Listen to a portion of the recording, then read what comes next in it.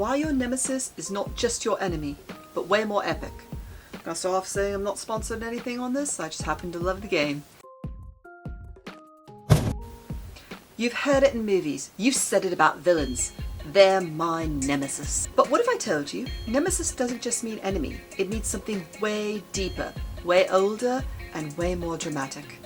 In today's Wordbite, we're breaking down a word that comes straight from the ancient gods and still burns with meaning today.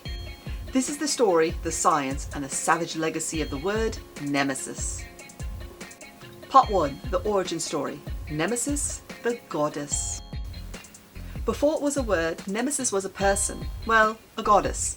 In Greek mythology, Nemesis was the goddess of righteous vengeance. Not petty revenge, not backstabbing, she represented divine justice, cosmic karma, the great equalizer.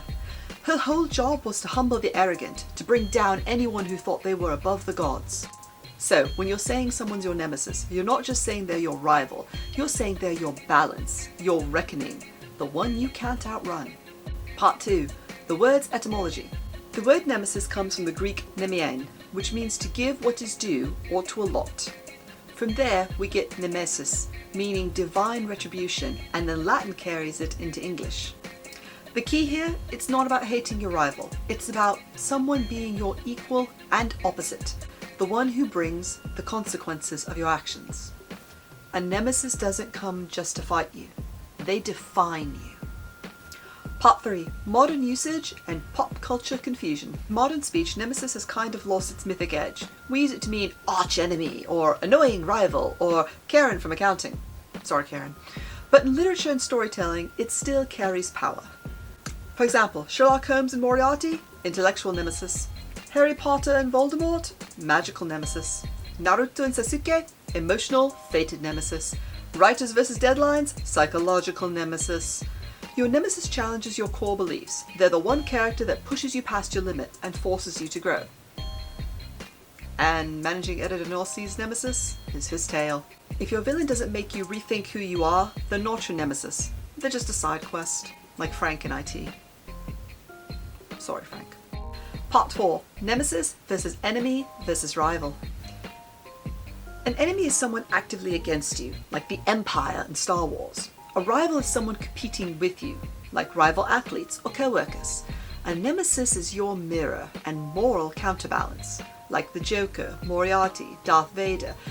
A rival wants to beat you, an enemy wants to break you, but a nemesis makes you face the truth about yourself, whether or not you want to. So next time you use the word nemesis, remember you're invoking a goddess. You're talking about someone who brings balance to your chaos. Part 5. A real-life nemesis? Yes and no. Can you have a real-life nemesis? Maybe. But not every rival qualifies. Your nemesis doesn't have to be evil. They could be your sibling, a former best friend, your inner critic, the voice that says you're not good enough.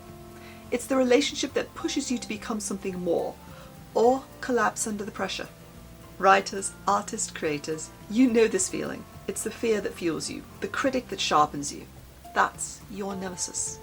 And sometimes it's yourself. Part 6. Nemesis started as a goddess of divine justice, and then she became a word for literary balance. And now, she's a reminder. The word nemesis isn't just about hate, it's about confrontation, identity, and growth. So the next time you meet your opposite, don't run. Lean in, because they just might be the reason you level up.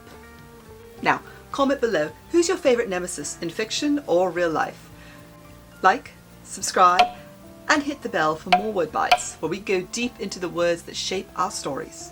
And don't forget to read my book, Project Gosha Call of the Catelli, or Myths of Indolia, The Ballad of Inyana Mort Saul.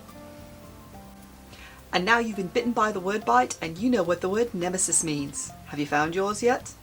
Comment down below, and I'll see you in the next video. And now you know.